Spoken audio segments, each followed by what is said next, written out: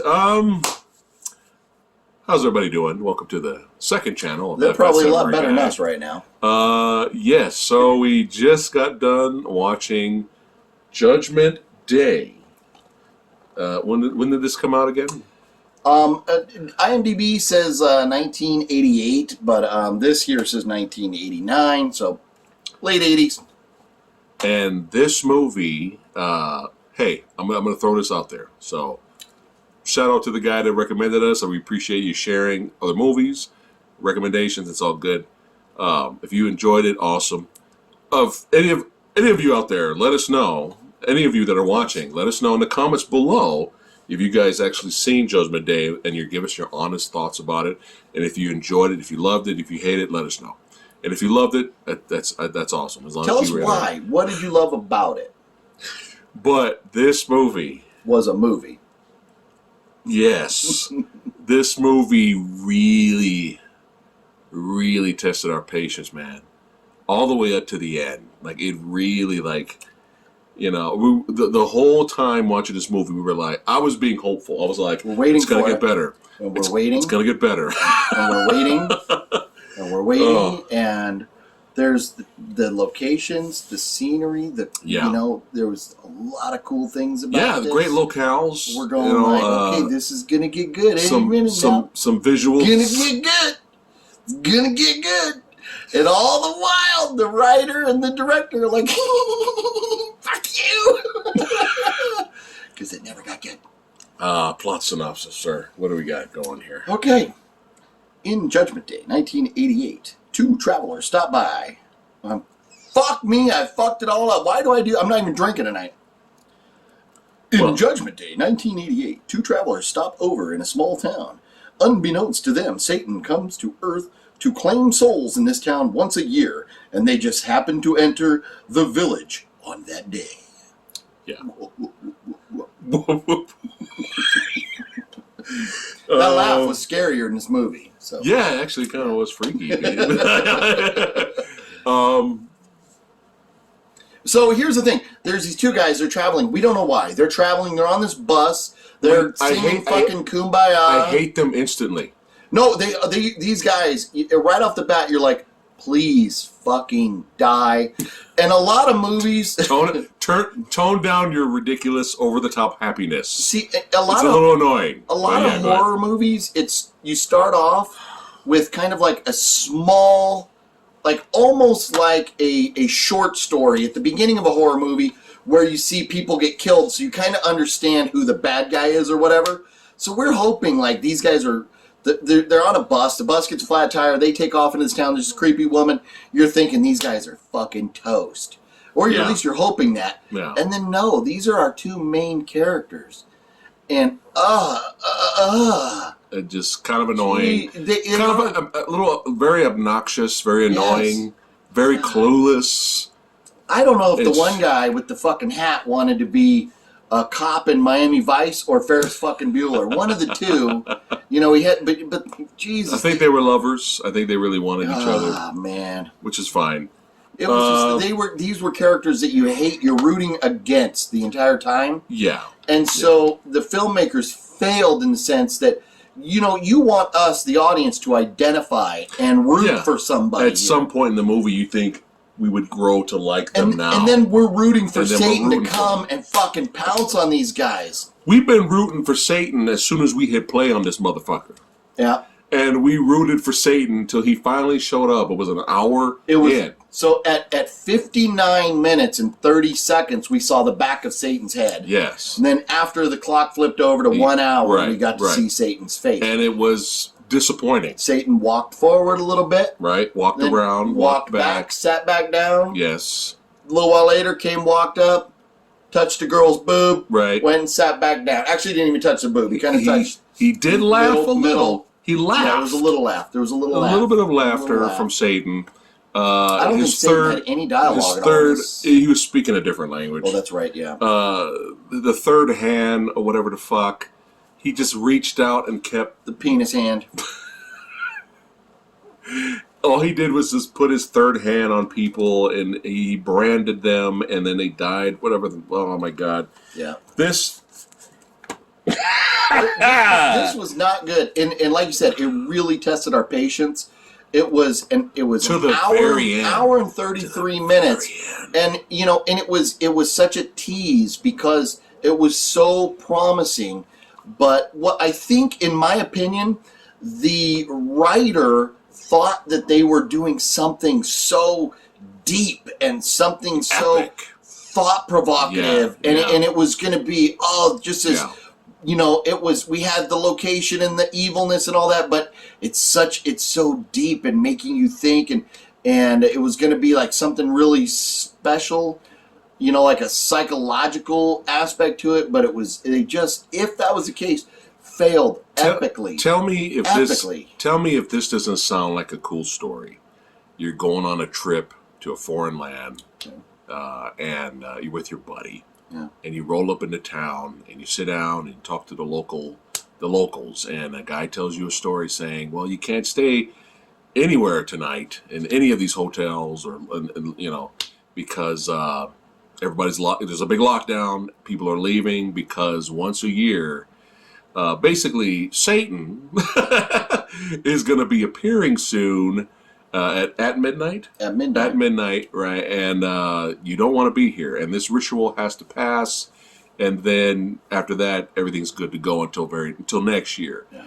Now, of course, you would be like, oh, this guy's insane. And the characters act that way, too, in the movie. They're like, oh, this guy's right. But just think about that, though. Like, if you were really in the movie and that shit really happens, and then you can't escape to town, and fucking druids show up, and there's like slaves, and they're whipping you, and they look like fucking vampire zombies walking through foggy, dark passages with fire sticks and axes and everything. Bringing all these people to Satan and sacrifice or whatever. Like, imagine you in that situation. It'd be fucking kind of scary. You could edit this down. You could chop this up into a 3-minute music video for like a death metal band that would rock. It would be amazing. It would be amazing. Rock. Yeah, but Cannibal Corpse. Or only something. about 3 minutes of this movie would rock. Other than that, like it could be really freaky and scary. You have these people, these outsiders are like, holy fuck, we're almost in the literal hell in a way. And nothing happened in this fucking movie. And the movie acts like stuff's happening. And but we're so goddamn bored. There was too many characters in here that were pointless. Yeah. Namely, the Joker.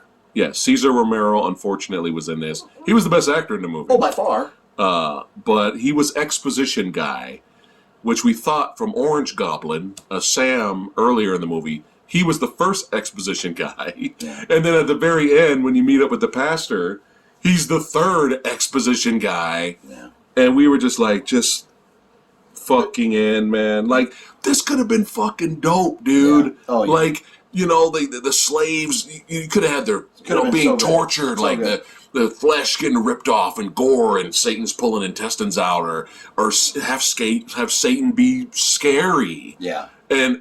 Or threatening or imposing, and you're like, holy fuck, Satan's here, Jesus. Ugh. Right? Like, and then our outsiders are trying to save Sam, and then they can't, and then they're trying to fight their way out through the Satan's minions, and let's get some decapitations, gore, let's get some excitement, and it's just fucking boring and bland and just nothing, just a lot of dirty, sweaty people moaning and groaning and getting whipped and wallowing in the fog machine. Yeah, and it's just.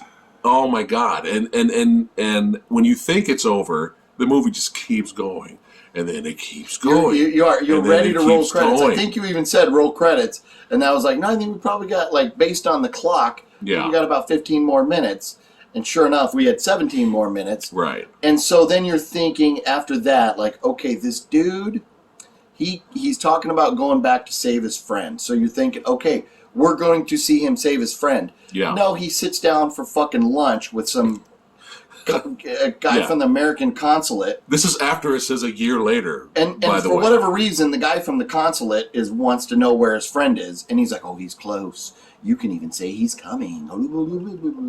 But Yeah. they sit there, and out of the 15 minutes that we had left in the movie, you wasted about 7 or 8 of it with this conversation, this pointless fucking conversation with this consulate guy. Yeah. Because the consulate guy wanted to know where he was. It didn't matter to the story at all. Right. Not at all. Shave those fucking 7 or 8 minutes off. Make the movie an hour and 25 minutes instead of an hour and 33. Because that did not add to the story at all. And unfortunately, the shit with the Joker didn't add any fucking thing to the story at all. The guy's wound up there. Yeah. He had a hot wife or daughter, we don't know. His wife, daughter, yeah. And the ginger of the two guys in our main characters, bangs. The ginger guy gets to bang her, and we're thinking she's got to be evil. Yeah. She's got to be, she's going to fucking kill him. She's going to sacrifice him, use him to save herself. It's Cesar Romero, Satan. We didn't know. We're like, but no, he's not. But then they leave. They leave, like Cesar Romero's like this rich guy, right? And they're like, they got this big place. And he's like, you could stay here. It's safe. And you're thinking, nah, he's bullshit and he's going to kill him. But then he's really not. They could have stayed there maybe. But then they leave. They're like, hot chick that we can bone. Mansion. We can talk Batman with the Joker. You know, all these reasons to stay there and be safe. Now, let's go and make a movie. You know, fucking, so let's go walk around and risk our lives. Yeah. And then the guy who fucking gets out and fucking goes back for his friend a fucking year later gets his leg all fucked up. Yeah, yeah. And he can't walk, so he has to fucking stay here. But then, voila, the next fucking morning when the sun comes up, what leg injury? I'm walking around like fucking nothing ever happened. Yeah. Fucking cunt. Yeah. Yeah. Pardon me, you might want to edit that word out. No. No, because that word could get you flagged. That's fine. It's the second channel. That right word, now. oh, okay. This is going on the second channel. That it's word okay. got one of my videos demonetized. It's fine. I can't even monetize these videos. Oh, okay. Because it's on the second channel, so it's fine. Oh, okay, good. It's fine. He's a C word. But No, it's the writer is a C word here.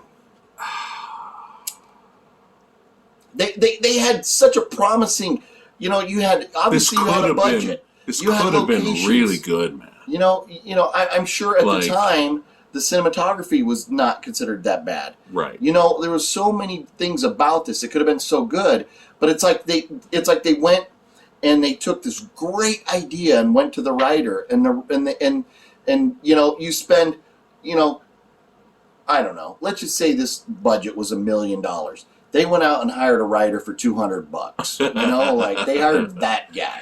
Yeah. It was just who bad. thought, and this writer could smell his farts, and he loves it. Yes, you can tell because of the writing. It's just so, you know, and so in watching Ron Howard's masterclass a while back, one of the things that he talks about is when, you know, if you have an idea for a film, you get a writer. The writer writes it. Right. The writer has to take that, now his finished product, to the director.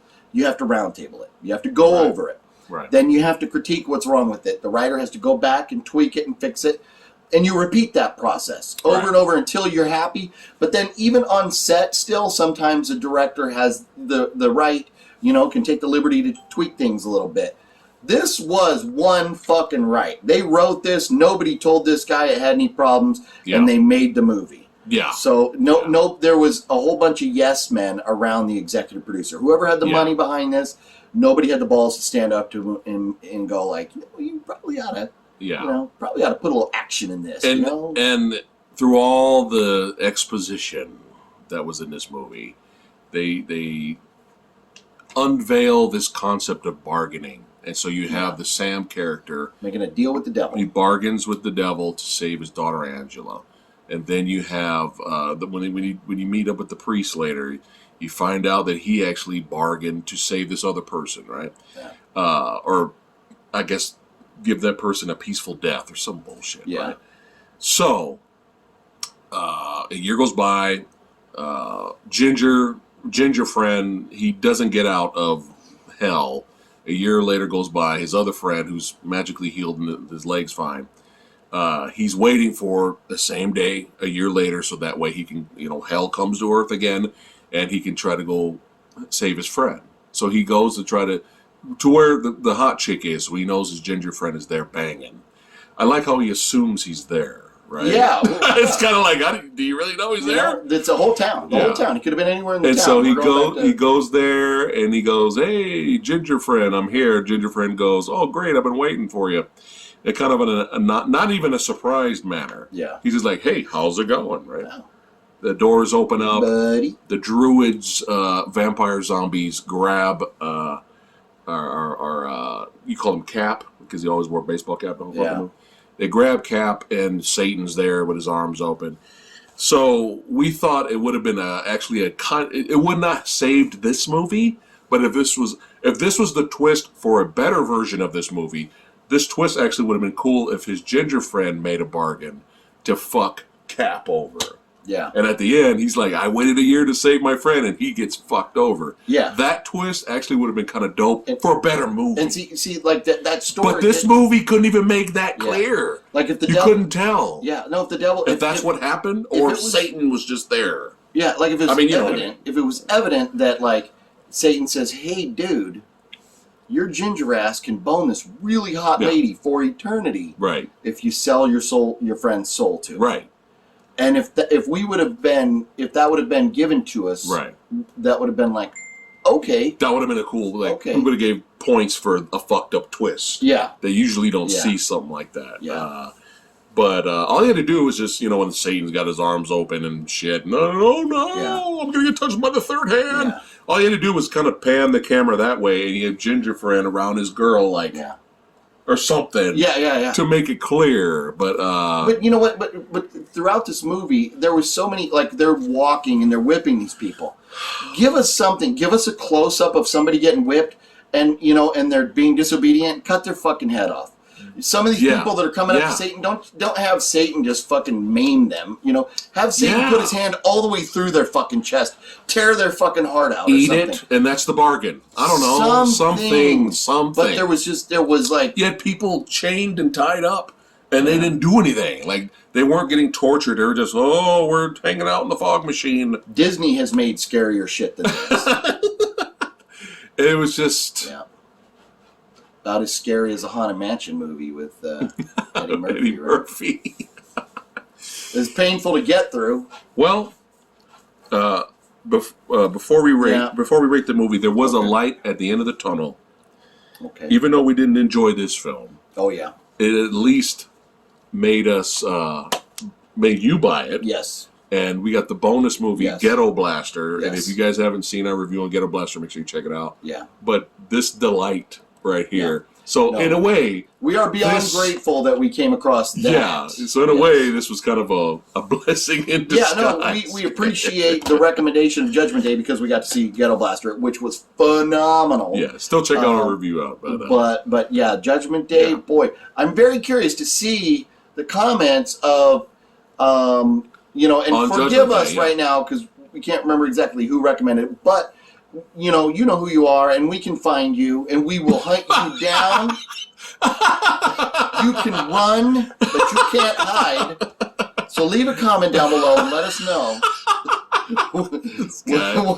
Let us know. Ignore all that. Thank you for the recommendation. Ignore all that. I have a special set of skills. You're awesome, all right. But no, let us know seriously. We honestly do want to know what you loved about the movie. We didn't care for it, but we're curious as to why. Yeah, and maybe we missed something. It's possible. It's possible we missed something. It's possible. When you watch a movie a second time, we were like, "Oh, okay, now I get it," which will not happen. There's a lot of movies. I hated. It will not happen for this. And absolutely love. I don't see me changing. No, I don't think so. It's just too slow. But anyways, no. We appreciate the recommendation to everybody. To each their own. Like Fluffy Gamer recommended Session 9 to me, and did you review that? No. I'm surprised you didn't. No. I'm surprised you didn't. It's not too late. It would have been 10 minutes of me going, "Fuck you." Fuck you. So no, we don't need to do that. Like Judgment Day. Well, watching this movie, we did feel like we were being judged. I tell you that. Yeah. All right. Our patience was being judged. And Let's. tested, so. Hey, you know all those druids and that foggy atmosphere and the blue light. You know, it was nice seeing the druids constantly parade and walk down alleyways, whipping people over. It's still a 1.5 out over. of 5. And over. And over. And over. And over. And then walk in the other direction, doing the same thing. Yes. That's all they did. Yeah. Oh, you already rated A 1.5 out of 5. And that 1.5 is the locale. Yeah. Oh That's no. it. Yeah. The locations. Yeah. Yeah. Because it was and pretty legit, cool looking. But yeah. And you got the. Yeah, I'm gonna go with that. I'm gonna go 1.5. So. Yeah, 0.5. Yeah, 1.5 for me out of 5. Yeah. That's the best thing you can say about this is, This is one of those movies we've come across again where we really didn't feel like reviewing it, but if we didn't do it, it would probably bother us later that we didn't. Yeah, no, I think it is. We're very curious of what other people think about the movie. We're looking forward to comments, and even though the videos are on his channel, I still look at the comments and everything to see. Yeah. So I'm very curious to see what your thoughts are on this film, and and why you liked it. Honestly, we judge movies, not people. That's the thing. So I like that. Yeah. I like that. Yeah. So you can love whatever you want. Yeah. Hey, man, I am a huge fan of Avatar. I can say that because Lady Fatblood's not here right now. Yeah. I'm too nice. Lady Fatblood's not nice. Be a whole tirade. Should be choking them out, UFC style. All right, guys. I tell you, I just picked up Peninsula. I'm gonna start throwing out all the movies that piss them off. We'll pull a Clockwork Orange and tie you down to a chair and make you watch Judgment Night. Judgment Day. Hey, Judgment Night, sign me up. I'm fine. Yeah. All right, guys. Thanks again for watching. And give it a thumbs up. Subscribe to OGB's channel. Link will be in the description box below of the video. And if you're new here, subscribe to That Fat Samurai Guy. This is our second channel here. Our main channel is That Fat Samurai Guy. But subscribe here because I want exclusive videos to be on this channel as well. That's why I'm only putting ours on the second channel. Nice. So that way you guys have because it's kind of like Movie Dojo is kind of like our backup channel. Yeah. In case something really stupid happens on YouTube, we have a backup channel. Yeah. So, but I want exclusive stuff here too for those of you who subscribe to both. All right, guys, keep watching movies. Except Judgment Day. And we'll see you badasses on the next one.